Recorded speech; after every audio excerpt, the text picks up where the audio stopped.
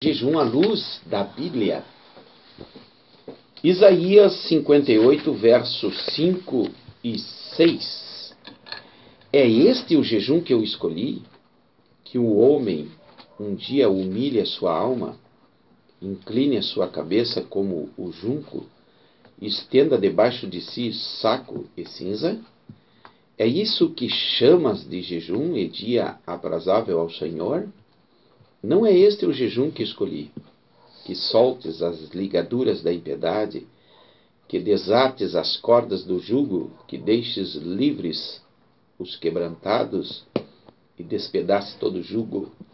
Glória a Deus. O verdadeiro jejum, gente. Vamos discorrer aqui sobre o jejum. É claro que o jejum ele tem a finalidade de afligir a alma. Quando nós jejuamos, o nosso corpo físico sente necessidades da química do alimento. Quando não comemos, o nosso corpo reage. A reação do alimento também vai na psique, vai na mente do homem pela fome. Aleluia. O que tem de errado com isso em relação a Deus? Nada. Pode-se fazer jejum? Claro. Faça como orientou aqui a profissional, com ordem, se preparando. Aleluia. O que Deus condena é aquele jejum por interesse pessoal. O que Deus condena é aquele jejum por desejos materiais. O que Deus condena são aquele jejum em que é um jejum egoísta. Aleluia. E aí nós vamos tratar aqui. Moisés no monte, ele ficou por 40 dias no monte, lá no livro de Êxodo 34, verso 28 a seguir. E ele ficou no monte, ficou 40 dias e 40 noites, desceu do monte, viu que havia um alarido lá embaixo, estavam adorando o bezerro, e ele voltou, quebrou as tábuas da lei, e logo ele voltou, subiu no monte de novo e ficou mais 40 dias. Diz a Bíblia que sem comer, sem beber. Como então um homem pode ficar sem comer, sem beber por 40, um certo intervalo, por mais 40? Aonde encaixa a explicação, já que a ciência nos garante que é impossível ao homem ficar sem água acima de 3 dias, passando o terceiro dia, a paralisação dos rins. Bem, a única explicação que cabe aqui diante desta realidade para Moisés é que Moisés, ao subir o monte, ele sai do tempo chamado Cronos, sai do nosso tempo, diante da nossa realidade, ele sai da nossa realidade terrena e entra numa dimensão espiritual onde acredito ter tido o seu corpo transformado, onde não havia necessidade nem de alimento nem de bebida.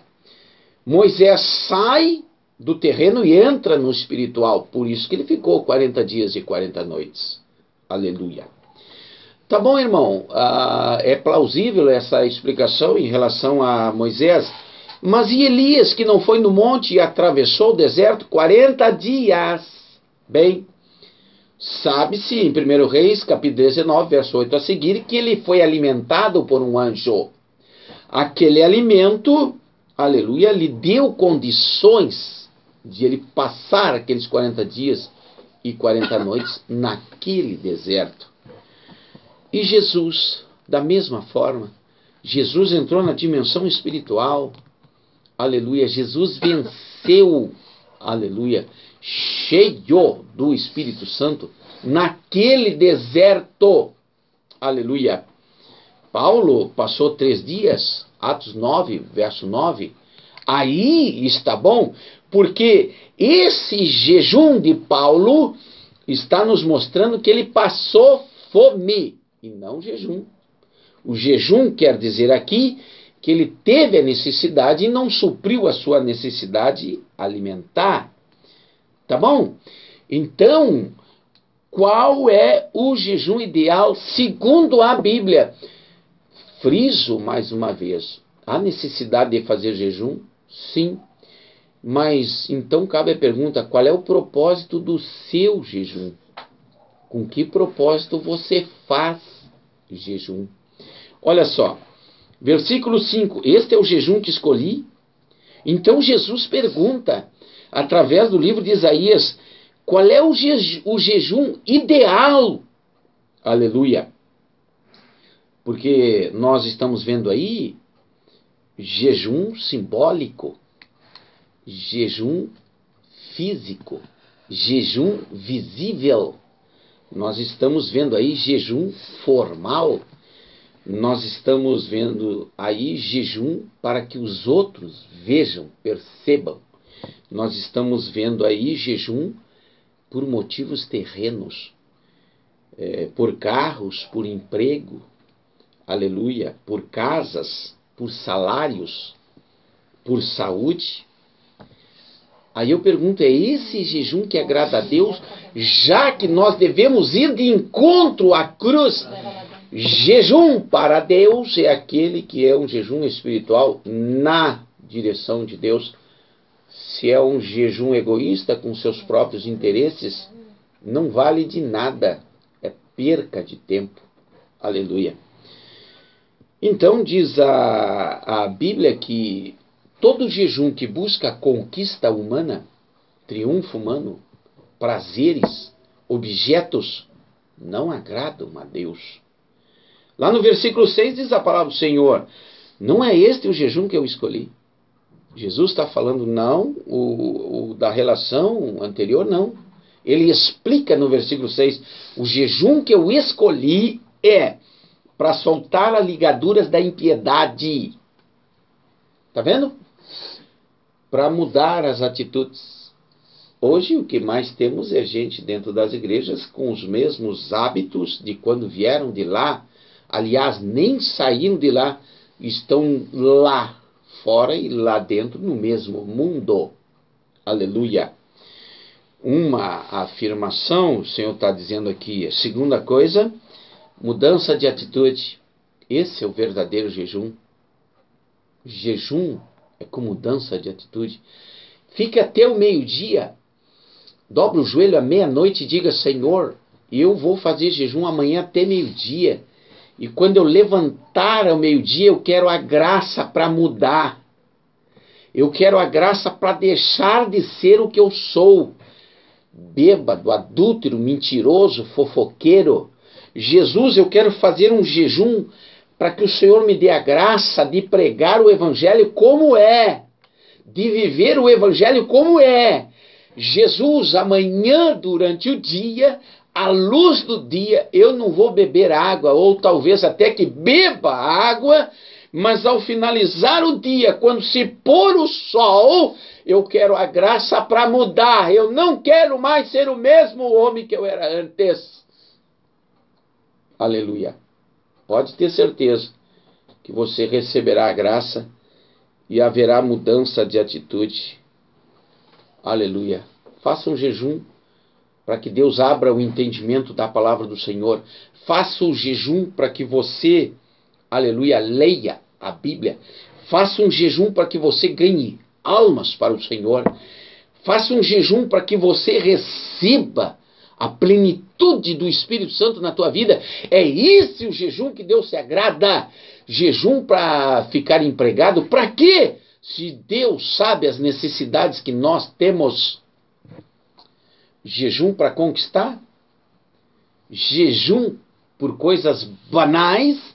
Quando o próprio Deus diz que Ele intercede por nós com gemidos inexprimíveis, com gemidos que nós não sabemos explicar. São coisas espirituais que nós devemos buscar, principalmente diante desta prática, porque se não for na direção espiritual, é balela, é mentira, é tempo perdido. Aleluia. E ainda está fadado ao fracasso. Busque a Deus, peça a direção de Deus, peça para mudar diante do jejum. O que mais diz a Bíblia aqui? Para que desate as cordas do jugo e que deixes livres os quebrantados. Jejuar para que se tornem livre você e os outros. Ah, Jesus, eu não consigo vencer essa prática. Aleluia! A prática da mentira, vamos contextualizar aqui.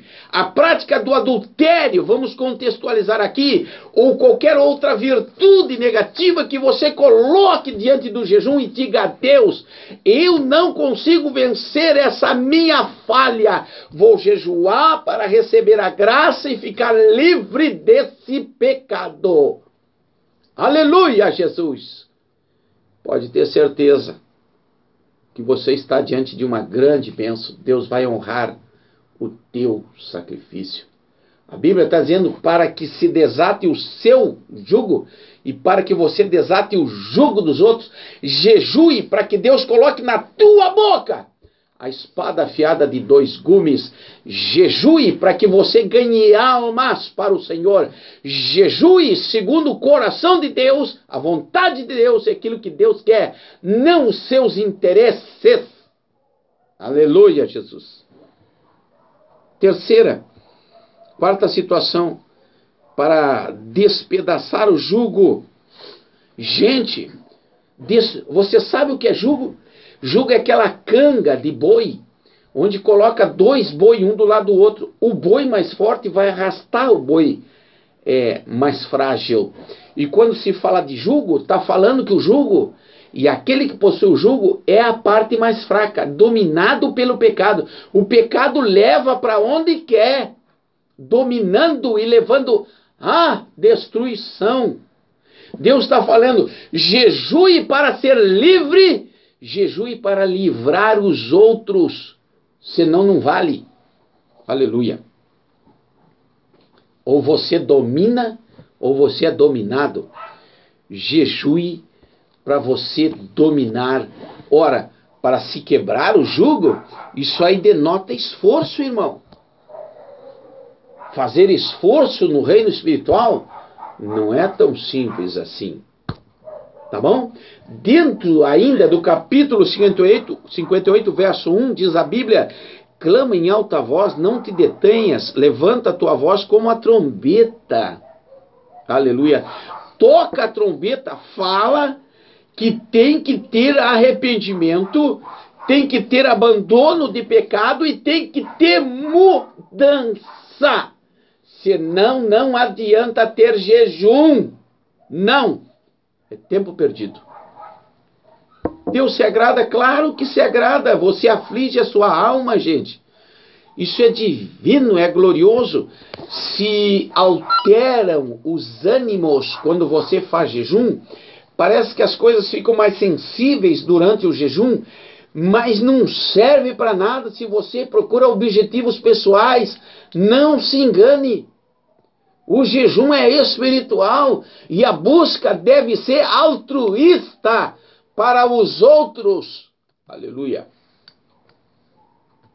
Versículo 13:4 diz a Bíblia: por que nós jejuamos se tu não atentas? Jesus não atenta para quem faz jejum por dinheiro. Jesus não está nem aí para quem faz jejum por posição, por conquista, por debates. Jesus não aceita jejum por coisas pessoais. É um ledo engano. É um ledo. Isso não é evangelho. Aleluia. Quer ser um vitorioso? Primeiro estude Bíblia, gente.